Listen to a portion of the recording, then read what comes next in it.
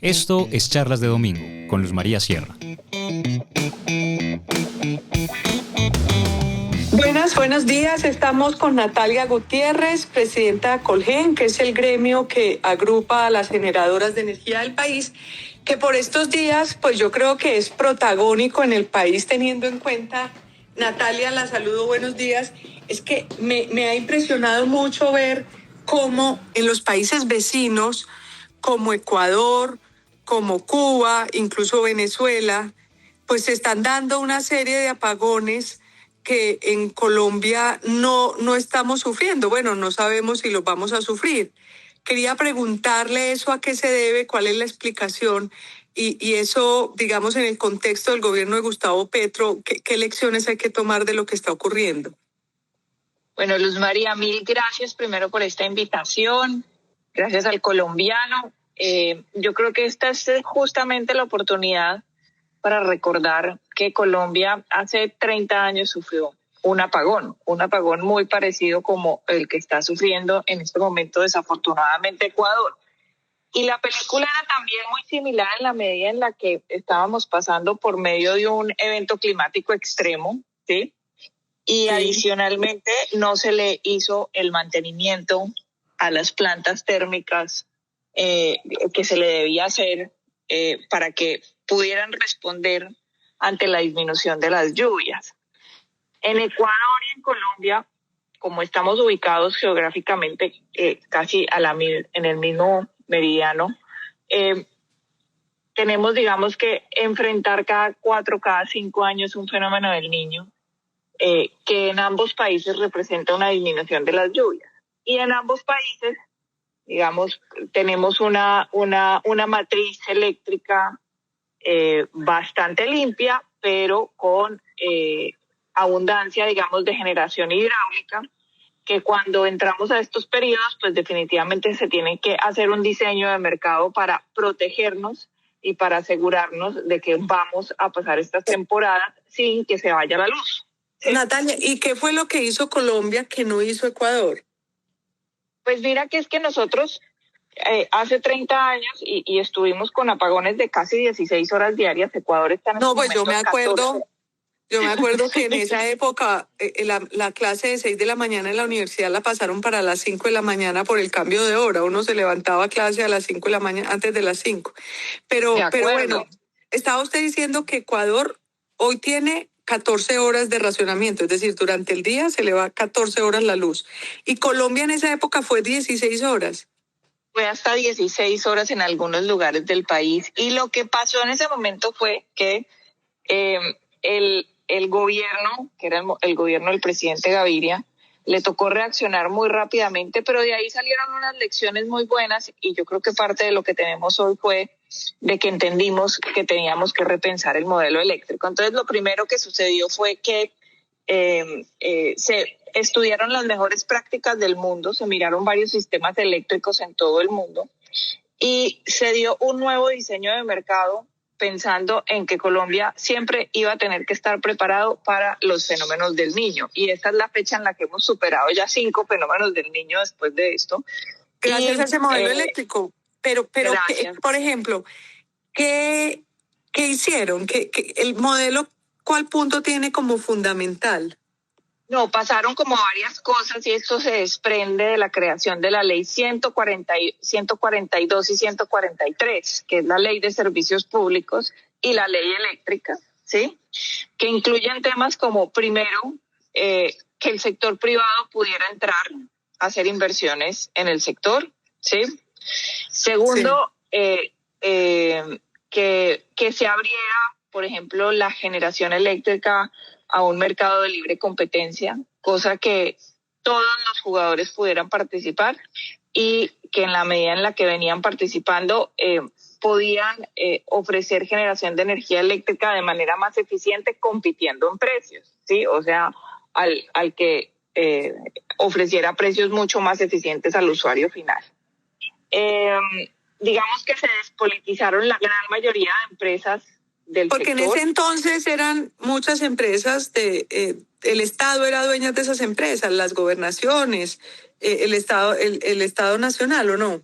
Exactamente. Y las térmicas, desafortunadamente, no se le hicieron los mantenimientos que había que hacerle. Eran unas empresas totalmente politizadas y yo quiero resaltar aquí que a nosotros no nos parece malo lo público. Es más, tenemos unas grandes empresas públicas en este sector, como Empresas Públicas de Medellín, como el Grupo de Energía de Bogotá, que hoy son maravillosas y que están en la vanguardia de la prestación de servicios, ¿sí? Pero en su momento la mayoría de las térmicas estaban desafortunadamente mal administradas, muy politizadas, y eso nos hizo pues que en ese momento no pudiéramos prender las térmicas tampoco, y por eso entramos a racionamientos, ¿sí? Entonces el modelo, adicionalmente, lo que tú me estabas preguntando, ¿qué más se diseñó? Se diseñó un mecanismo de confiabilidad, ¿sí? Mecanismos que hoy lo están mirando países como Brasil, como Chile, están diciendo, pero Colombia, ¿por qué no se ha apagado? Y tú misma lo dijiste, han habido varios apagones en este último año en varios países, y definitivamente nosotros lo que tenemos hoy es un diseño que nos ha asegurado energía limpia, energía confiable y energía eficiente, que en gracia de discusión, Luz María, yo no digo que a lo mejor se puedan hacer mejoras, siempre se pueden hacer mejoras, pero lo que sí hay que decir y reconocer es que tenemos un gran diseño de mercado y lo que tenemos acá es un caso de éxito, ¿sí? Sí, porque además se cumplieron 30 años, ¿no? El año pasado, en el 2023, se cumplieron 30 años de este modelo del cual estamos hablando. Y usted mencionaba que Brasil, que Ecuador, que se preguntan qué ha hecho Colombia. Y tal vez le escuché alguna vez decir que de esos países llaman a Colombia para preguntarle cómo es ese modelo, cómo es la magia que se ha hecho para que no tengamos apagones a pesar de la inclemencia del clima. Pues realmente sí, inclusive de Ecuador nos han buscado mucho. En algún momento nos reunimos con la primera ministra de Minas que tuvo Ecuador y les explicamos cómo, digamos, una situación que fue muy, muy compleja para la economía del país y para el funcionamiento del país, que fue ese apagón. Nos enseñó un montón de cosas y entre esos que teníamos que cambiar todo el marco normativo. Le explicamos además la fortaleza de las instituciones, la importancia de tener un planeador como tenemos nosotros, que es la UCME, la importancia de tener un regulador independiente como la CREC, ¿sí? Y la importancia también de crear una superintendencia de servicios públicos, pues que pueda hacer todas las revisiones y las auditorías sobre todo este tema de servicios públicos, todo para asegurar un buen funcionamiento de la prestación del servicio. Entonces, es que todas esas instituciones se crearon en ese momento también, no solamente se dio paso al mercado, a la libre competencia, sino que se crearon instituciones que regularan de manera técnica todo este modelo. Así es, y aquí hay una cosa muy importante, y es que este sector, estos últimos 30 años, ha crecido gracias a una palabra que es muy importante, a veces suena cliché, pero es la confianza. Y es la confianza que se le tiene a las instituciones en este sector, a las señales de política pública. Porque aquí finalmente, Luz María, nosotros no tenemos como generadores ningún contrato puntual con el Estado. Aquí tenemos unas señales de política pública del regulador, del Ministerio de Minas y de la UCME, y nosotros con esas señales de política pública decidimos hacer inversiones que los últimos 40 años, los últimos 30 años han sido de 140 billones de pesos aproximadamente, y ha sido dinero que no ha tenido que poner el gobierno nacional en el presupuesto general de la nación, ¿sí? Entonces, por eso nosotros somos tan insistentes en que hay que cuidar muchísimo la institucionalidad y la independencia de la CREC, que adicionalmente no es un capricho nuestro. La CREC no es un diseño colombiano. La CREC es un diseño de las mejores prácticas del mundo en reguladores, ¿sí? Y que los comisionados sean independientes no es un capricho de la regulación colombiana, sino que se ha demostrado que las personas no solo tienen que tener un perfil técnico muy fuertes, sino que tienen que entender el mercado, ¿sí?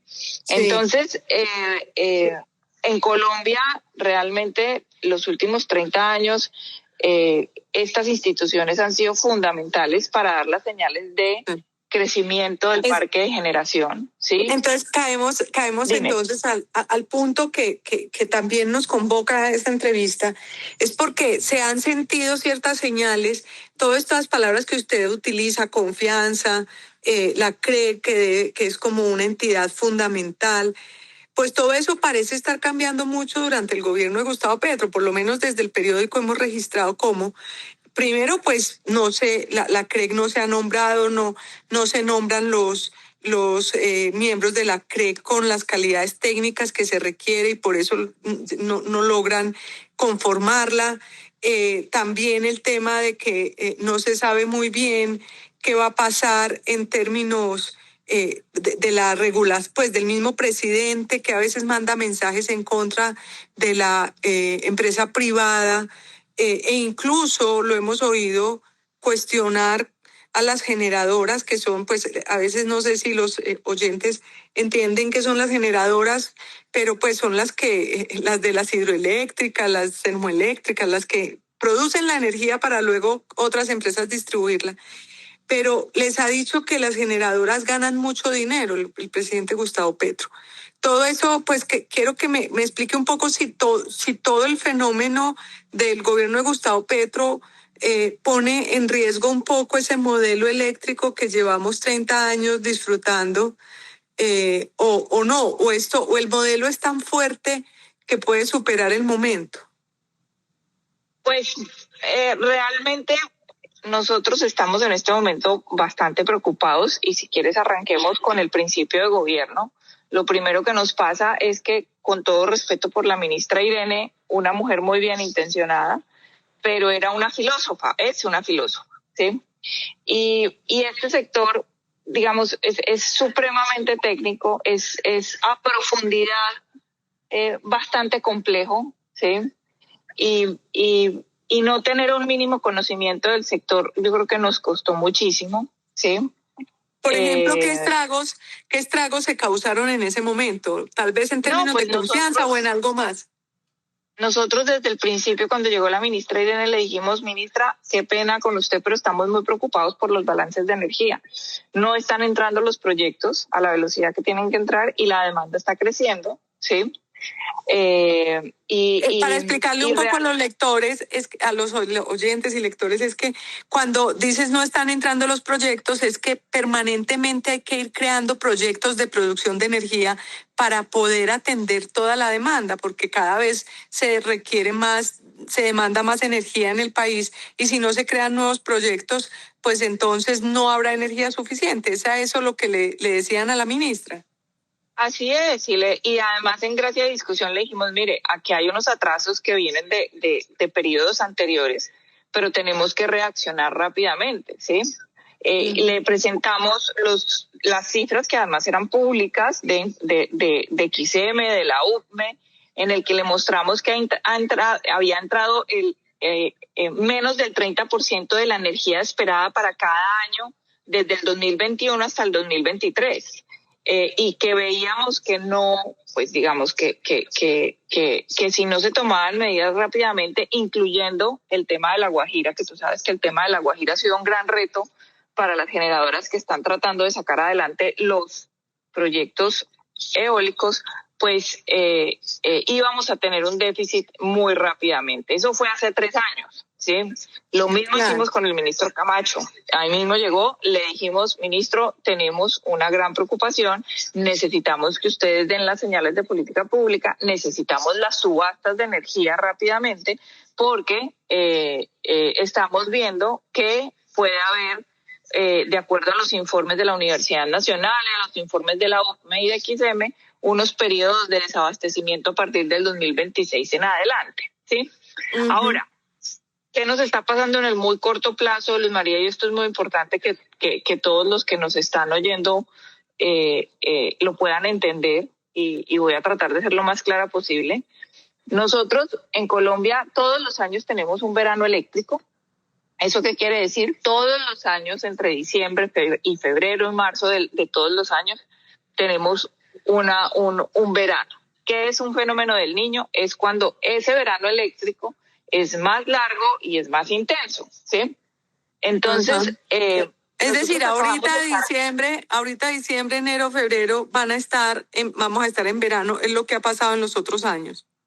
Exactamente, pero lo que nos está pasando particularmente este año que nos preocupa y que es justamente por lo que está en graves problemas en este momento Ecuador, es que estábamos esperando un fenómeno de la Niña que no se ha materializado.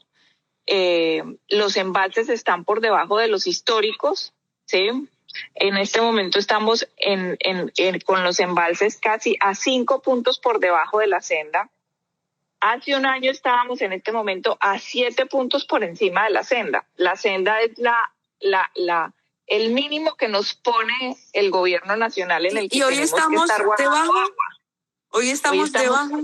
5 puntos por debajo, ¿sí? Y viene el verano, es decir, como dicen vulgarmente, nos va a coger ese verano con los calzones abajo. Pues la verdad es que, Luz María, los años anteriores, cuando teníamos un colchón entre oferta y demanda de casi un 10% de energía, Colombia podía pasar un verano tranquilo, ¿sí? Lo que pasa es que se nos sigue juntando la coyuntura de que los proyectos no están entrando, no nos hemos desatrasado, y te digo, en la Guajira hay 2.200 megas atrapadas que no se han podido resolver, ¿sí? Sí, no se han podido resolver, lo dices, es por la interconexión, por el tema de cómo se distribuye esa energía o por otro motivo. No se han podido resolver, entre otras cosas, porque la línea que los va a conectar está atrasada, la línea colectora. Y ha sido un reto construir los proyectos. Ya, como tú has visto, algunas empresas han considerado en salir de los proyectos y ya no construirlos porque el caso de La Guajira es un caso supremamente retador en el tema social, en el tema indígena, en el tema de seguridad y de orden público. Entonces, si no hay un acompañamiento casi que diario del gobierno nacional en esta zona, se vuelve muy complejo la construcción de estos proyectos allá. Entonces, sí, digamos, porque para contarle a la gente, pues el presidente Gustavo Petro un poco ha insistido en el tema de la energía renovable, pues proyectos que vienen desde muchos gobiernos atrás, pero precisamente estamos en el nudo de que ya puede que haya energía, pero no hay línea colectora ni los proyectos están terminados. Incluso usted mencionaba, pues son Celsia y Enel las empresas que han dejado sus proyectos en La Guajira porque no ven luz al final del túnel, ¿no? Pues no, mira, yo de Celsia entiendo que ellos todavía están comprometidos con la construcción del proyecto. Sé que han tenido dificultades, pero ellos siguen comprometidos. Enel sí dijo públicamente que pues se retiraba, pero tenemos energía de Portugal, tenemos el mismo EPM, tenemos a Isagel, que realmente han hecho unas grandes apuestas por La Guajira, pero que hoy todas esas están como en un interrogante muy grande porque si no es viable construir los proyectos por bloqueos, por temas sociales, por temas ambientales, por temas con las comunidades indígenas, pues la verdad es que nos va a salir muy costoso para todos en el país. Que no haya entrado esa energía hoy al sistema es muy costoso para todos los colombianos, sobre todo en este momento por seguridad energética. Natalia, estamos perdiendo seguridad energética, Natalia. ¿Y por qué no hay nuevos proyectos? ¿Qué es lo que pasa? ¿Por qué no hay proyectos suficientes para lograr, pues para superar ese déficit de energía que estamos viviendo? A ver, yo creo que son como varias cosas. Yo creo que se dieron unas señales de política pública hace ya varios años centradas solo en crecer en energía eólica y solar. La energía eólica y solar son unas tecnologías maravillosas, pero no tienen, digamos, la misma firmeza que puede tener una térmica o una energía o un embalse o la generación hidráulica, ¿sí? Entonces, esas apuestas que se centraron nada más en La Guajira, ¿sí? Hoy que no han salido adelante y que no se hicieron apuestas, digamos, en otras tecnologías, nos está, digamos, yo creo que pasando la cuenta de cobro, sumado a que nosotros llevamos ya hace varios años insistiendo, hay que hacer una subasta de energía, para que el parque de generación en todas las tecnologías crezca, ¿sí? Y aquí quiero resaltar, Luz María, nosotros no deberíamos olvidarnos de hacer más hidroeléctricas, ni deberíamos olvidarnos de crecer en térmicas a gas, que además es el combustible de transición en el mundo entero. Y definitivamente las térmicas nos van a acompañar durante muchos años, siempre que tengamos un fenómeno climático extremo. Fueron las que nos ayudaron a sobrepasar este último fenómeno del Niño, ¿sí? Sumado a los embalses. Pero son dos tecnologías que durante los últimos años no se han dado políticas o señales de política pública para que los inversionistas hagan inversiones en estas tecnologías. Luz María, yo creo que vale la pena volver a replantear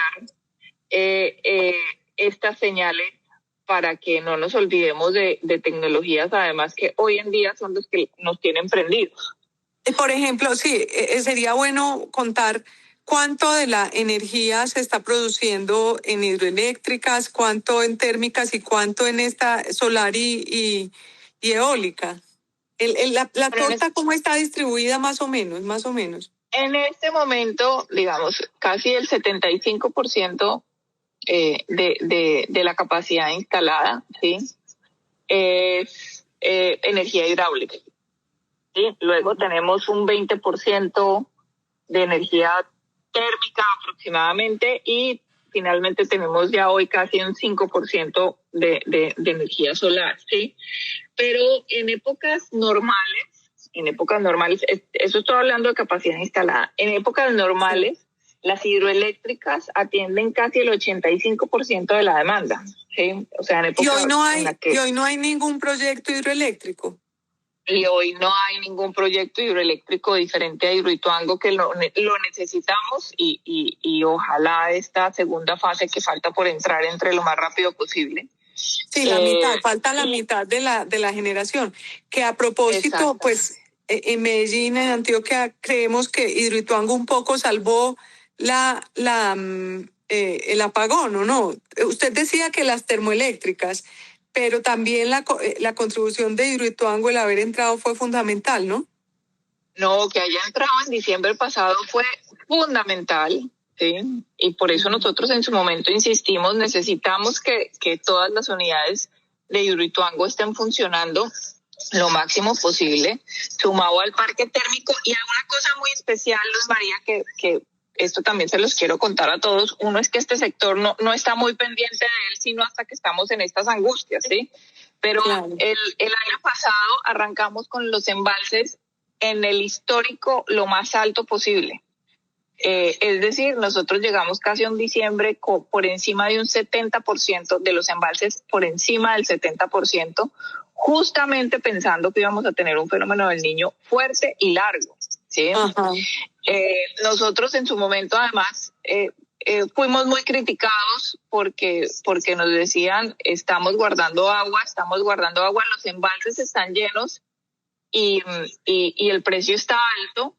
Y la verdad es que cuando estamos guardando agua y se prenden las térmicas, pues los precios de la energía suben porque cuando generamos con térmicas, pues la generación es muchísimo más costosa. Estamos prendiendo térmicas a gas, térmicas a combustibles líquidos y térmicas a carbón. Y particularmente, eso fue el año pasado, a finales del año pasado, y eso fue lo que nos hizo también en concordancia con las térmicas en superar el fenómeno del Niño. Pero en este momento, como te digo, estamos en una situación atípica en la que los embalses no se están llenando a la velocidad que estábamos esperando, en que la coyuntura de balances de energía no ha mejorado y que estamos llegando a diciembre bastante estresados pensando en si vamos a tener un nivel de embalse que nos permita superar este próximo verano. Nosotros le hemos insistido al gobierno nacional que deberíamos haber empezado ya hace varios meses una campaña de ahorro de energía, ¿sí? Sí. Es decir, una cosa, Natalia. Dijiste que el año pasado se llegó a diciembre con el 70% de los embalses. En este momento, que ya estamos a un mes de diciembre, ¿sabes en cuánto están los embalses? Estamos al 54%, pero mira, ya te voy a decir exactamente el reporte de ayer. Al 55% en bueno, este están momento. Subiendo. Si estaban en 54, ojalá sigan subiendo. Porque estamos prendiendo 100 gigas hora día de térmica. Eso en esta época del año es lo más... Es decir, estamos prendiendo térmicas para tratar de que los embalses suban más. Porque mira, te pongo el ejemplo de ayer, del 30 de octubre. Lo que llovió el día fue el 50% de lo que llueve en este día y seguimos al 61% del promedio, ¿sí? O sea, está lloviendo la mitad de lo que debería llover. Entonces, por eso es la alerta al gobierno que ustedes le han lanzado, que tendríamos que estar ahorrando energía y no lo estamos haciendo. Pues realmente desde los gremios hemos lanzado varios mensajes. Le hemos pedido al gobierno nacional que hay que enfocarse en ahorro de energía porque ya 2 meses, 3 meses, pues la energía que hay es la que hay, ¿sí? Entrarán un par de proyectos solares que están en camino, pero esos proyectos solares no nos dan, digamos, la confiabilidad de que da, por ejemplo, la térmica gas y la hidráulica de embalse, y es de poder tener una tranquilidad en las horas pico, por ejemplo, a las 7 de la noche. A las 7 de la noche la generación solar, digamos, no está funcionando. Nosotros en este momento no tenemos sistemas de almacenamiento en el país, no solo porque pues todavía eso está en desarrollo, sino porque son supremamente costosos, ¿sí? Claro, hay una empresa antioqueña, ERCO, que está produciendo como una batería, sí, pues, pero es un poco experimental, es para algo muy reducido, sí. Así es. Entonces, en esa medida nosotros pues lo que le hemos pedido al país es al gobierno nacional es una cosa muy puntual, y es que necesitamos hacer una campaña fuerte de ahorro de energía, porque este verano que se viene puede ser bastante apretado. Y pues ¿será que uno ve como a los ministros y la anterior como en una suerte de negación, como que no creen en que puedan pasar cosas terribles? Pues yo no sé si es que la información el ministro la tenga completa o no, pero nosotros trabajamos con información pública, y la información pública la está dando XM, que es el operador del mercado, la está dando la UFME, que es la Unidad de Planeación Minera Energética, y pues realmente tú cuando cruzas esos números entre uno y el otro, pues la situación está apretada, ¿sí? Está apretada, y nosotros lo que hemos pedido es hay que ser precavidos, porque además, según las cuentas de Alcolgen, podríamos entrar en un racionamiento. ¿En qué mes o qué tendría que pasar? No, mira, las cuentas de Alcolgen son las cuentas de la UFME y XM, ¿sí?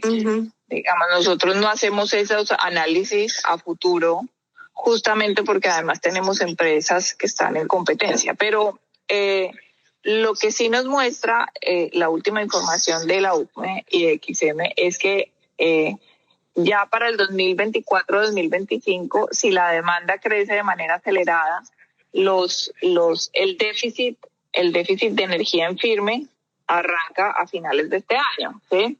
Eso en un escenario de demanda alta. En un escenario de demanda media todavía tenemos como un colchoncito del 2%, pero ese colchón del 2% implica que no pueda casi que salir ni una planta de mantenimiento, ¿sí? Entonces, estamos Ni muy que haya una apretados. sequía, ni que haya una sequía un poco pronunciada, porque se hace muy vulnerable el sistema. Se pone en riesgo de verdad el sistema y adicionalmente, pues no sabemos si de aquí a diciembre va a llover a cántaros, ¿sí? Y ya estamos en mitad de octubre, ya estamos terminando octubre y los embalses siguen sin recuperarse de la manera que estábamos esperando. Entonces, nosotros lo que queremos llamar la atención es que hay que ser muy cautos, hay que ser muy cuidadosos y de verdad arrancar con una campaña de ahorro de energía seria en todo el país, que me acuerdo además en su momento, la última vez que se hizo una campaña fue cuando Guatapé salió del sistema por un inconveniente técnico. Sí. Estábamos en un fenómeno del Niño, no teníamos la regasificadora, o sea, no teníamos cómo prender todo el parque térmico en su momento, y eso también era un reto grandísimo. Y gracias a la campaña del ahorro de energía, Colombia no se apagó y tuvimos casi un ahorro del 5% de la demanda. Eso es muchísima energía. Entonces, por eso nosotros no insistimos tanto en que hay una campaña de ahorro bien diseñada puede darle un respiro al sistema durante este verano que se viene. Claro. Bueno, ese es un tema, el tema más grande, el tema del posible apagón, de qué hay que hacer, qué no se está haciendo, pero también hay otro tema, y pues con esto quiero como cerrar la entrevista, que es el tema de las tarifas. Siempre hay un dolor porque pues las tarifas de energía han subido mucho en algunas zonas del país, como la costa Caribe, y también porque el presidente Gustavo Petro ha hecho una especie de réplica de enfrentamiento con los generadores de energía. Los ha acusado un poco de ser los que producen o que provocan estas altas tarifas. ¿Qué tienen para decir los generadores de energía en esa discusión? Mira, el tema de tarifas de energía de la costa, puntualmente, es desafortunadamente un tema de desinformación. Lo que se estaba cobrando puntualmente en la costa, que subió muchísimo, no era el componente de generación. El componente de generación ha sido durante los últimos 2 años el mismo en todo el país. El problema de la costa fue la opción tarifaria, que para el caso de las empresas que atendía aire, de los departamentos que atendía aire, había un cobro adicional casi de 260 pesos por kilovatio hora en las facturas de energía. Pero para que nos entiendan quienes nos están escuchando, la opción tarifaria fue cuando la pandemia, que a los hogares no les cobraron la energía en su totalidad, o no les cobraron nada de energía, y eso quedó acumulándose como una especie de deuda que ahora pues las empresas que distribuyen la energía pues tienen que cobrar esas deudas, y eso hace que la gente esté pagando no solamente la energía que está consumiendo en el mes, sino que esté pagando también la energía que consumió en la pandemia. ¿Es así o no, Natalia?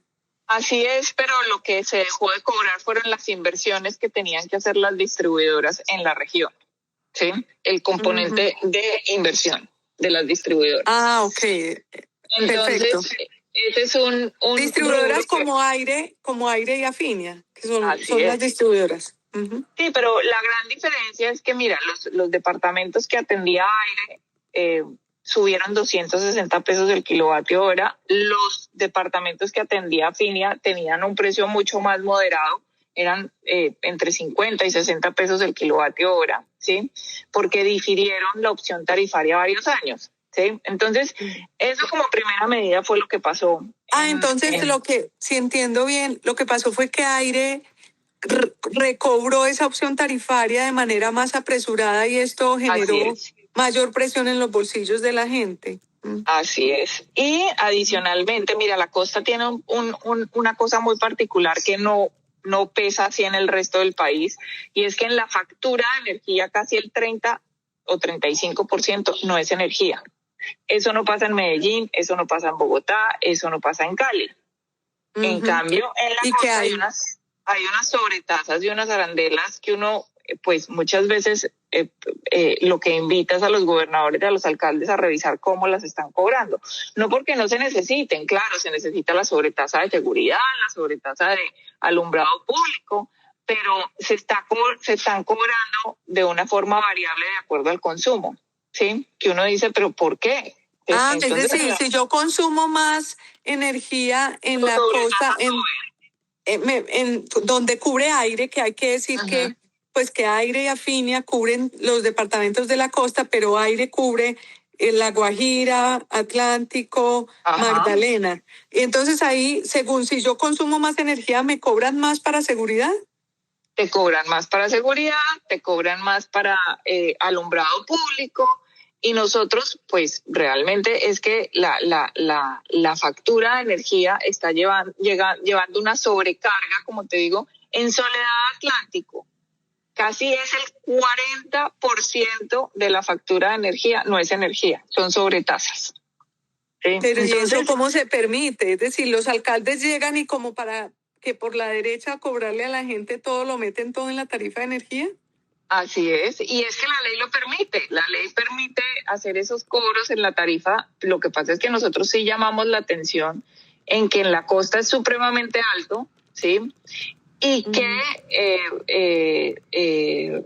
parte de que se juntó lo de la opción tarifaria y que las pérdidas son mucho más grandes en la costa y que las sobretasas son mucho más altas en la costa, pues lo que le llega al usuario final es mucho más alto en la costa, ¿sí? Pero esto, pues digamos, realmente lo hemos tratado de explicar en muchas partes del país. Pero además, en este caso, ustedes como generadores solo son una parte, realmente como que el problema grueso está en los distribuidores. Pues realmente el reto está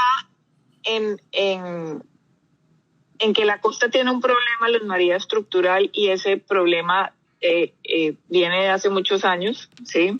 Yo creo que Aire y Afinia, estas dos empresas, cuando llegaron a la costa, llegaron con unos retos muy grandes de desatrasarse en inversiones, de desatrasar el sistema, y esto pues se lo están cobrando a la costa en la tarifa, ¿sí? Ahora bien,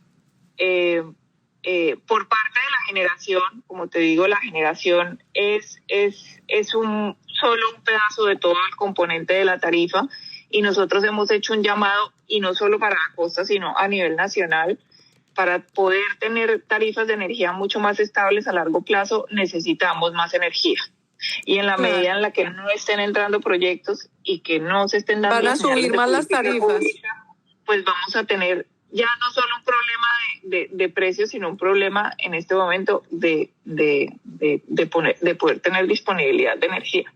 Y el presidente Gustavo Petro, ¿ustedes han tenido oportunidad de reunirse con el presidente Gustavo Petro a ver el qué dice con respecto a todo esto que se ve tan problemático y tan de urgente atención por parte de él?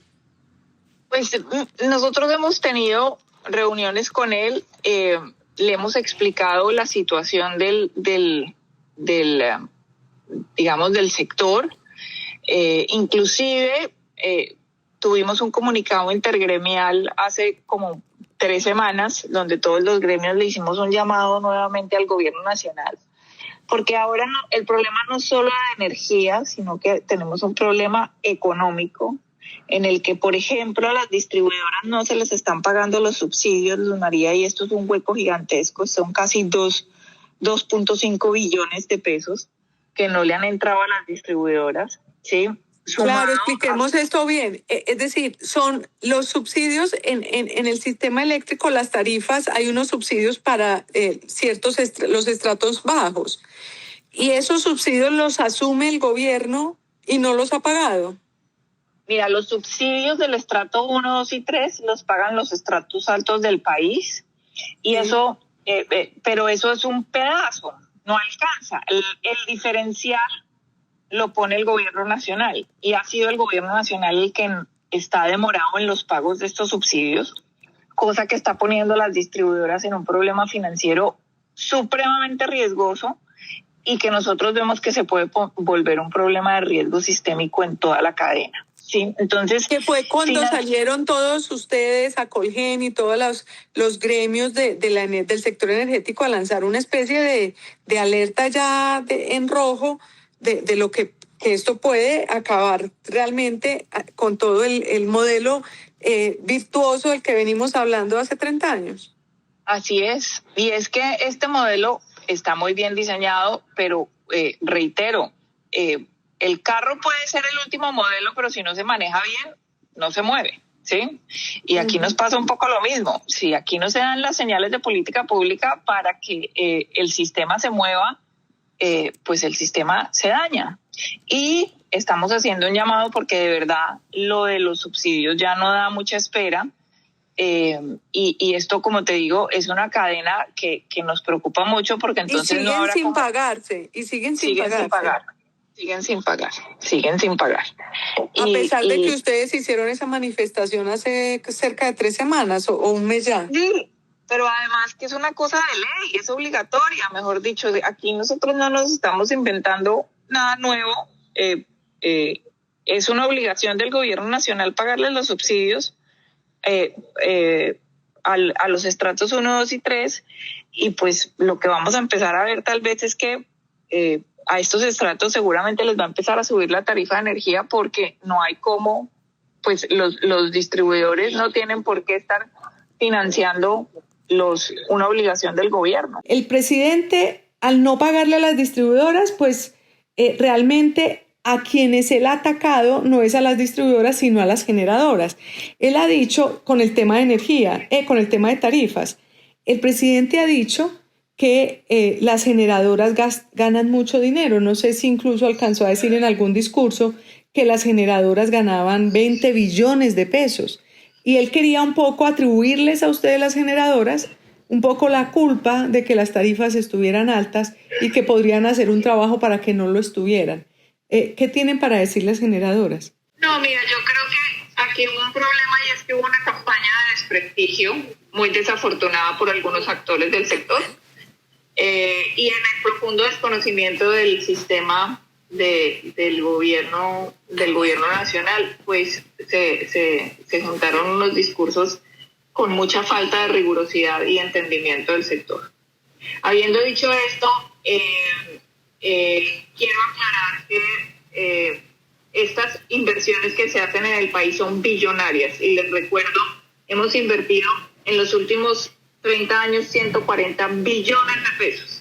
¿Sí? Tú te podrás imaginar lo que ha costado Hidroituango, lo que ha costado todas las plantas de generación que tenemos en este país, ¿sí? Y los mantenimientos que hay que hacer que cuestan billones de pesos para poder tenerlas encendidas. Entonces, la cifra de que es que se ganan billones de pesos, pues es que hacemos inversiones de billones de pesos. Nosotros tenemos calculado que de aquí al 2027 tenemos que anualmente, Luz María, y esto es súper importante para que lo tengan en el radar, hacer inversiones de entre 9 y 14 millones de pesos para poder atender la demanda de energía. Entonces, claro, la gente se escandaliza cuando oye un tema de billones, pero en números muy escuetos, aquí los proyectos de energía pues están dando unas rentabilidades muy normales, muy, digamos, inclusive con este problema de la reforma tributaria, con este problema de licenciamiento ambiental y de consulta previa,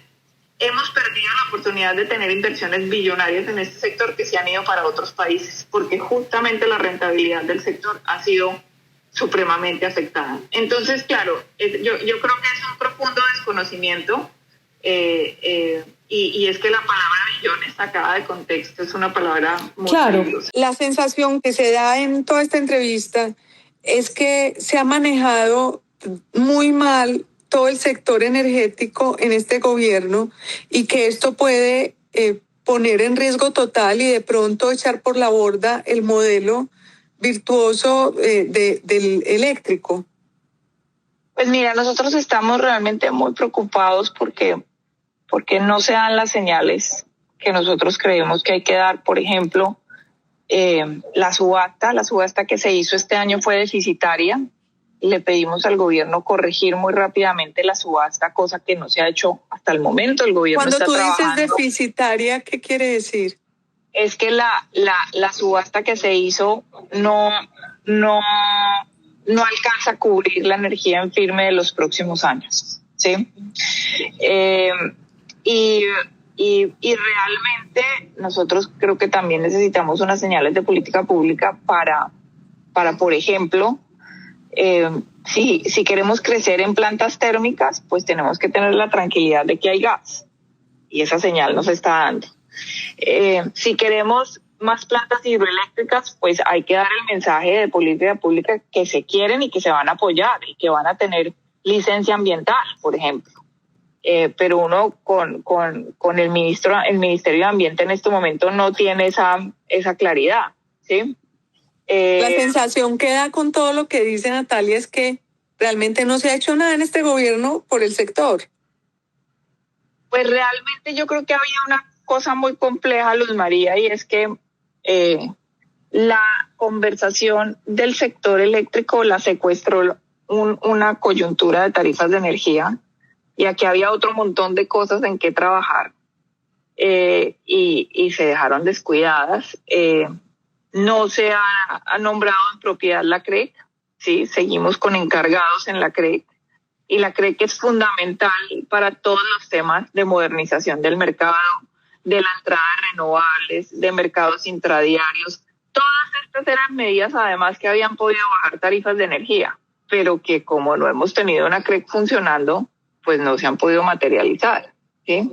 Entonces, yo creo que estamos sobrediagnosticados.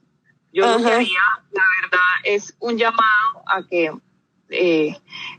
digamos, estamos en una situación de coyuntura a la vuelta de la esquina que no da más espera, y que tenemos que trabajar juntos, gobierno nacional, y tenemos que trabajar juntos todas las empresas del sector para poder salir, digamos, de esta coyuntura, y que se den las señales de política pública de verdad para que el parque de generación vuelva a crecer, digamos, de manera importante, porque además que consumamos más energía y que la economía crezca en función de la electricidad es maravilloso. Eso son muy buenas noticias, ¿sí? Lo que nos preocupa es que no está creciendo la oferta a la misma velocidad. Esto incluyendo además, María, las líneas de conexión. Estamos con un atraso grandísimo en líneas de conexión. Sí, que si no hay líneas de conexión no hay nada, pues puede uno tener toda la energía, pero si no conecta para distribuirla por todo el país. Pero bueno, Natalia, la sensación que me queda es que es un gobierno completamente desconectado de la realidad energética, de las dificultades del sector energético del país. Le agradezco mucho todo este rato y esta explicación, que creo que es bastante importante para entender no solamente lo que está ocurriendo y que por técnico a veces la gente del común no se acerca al tema, pero que es muy importante, pero además para estar alertas de lo que puede pasar en el futuro. No sé si, quería despedirla, no sé si tiene algo más que anotar, o ya aquí apagamos esta entrevista. No, Luz María, agradecerte a ti, nuevamente al colombiano. Yo creo que este es un tema que lo tenemos que poner en un vocabulario en el que todo el mundo lo entienda. Este es un sector que es transversal a todas las actividades económicas del país, y entender que lo que tenemos es muy bueno y que no podemos dejar de reconocer eso en una coyuntura en la que sí le pedimos nuevamente al gobierno, en el que hay que maniobrar muy rápido, ¿sí? Y que todos los colombianos entiendan qué es la coyuntura del sector, qué nos está pasando, y en que todos podemos ayudar y poner un granito de arena en ahorrar energía. Muchas gracias, Natalia. Gracias por estar con El Colombiano. A ustedes por acompañarnos hasta este momento.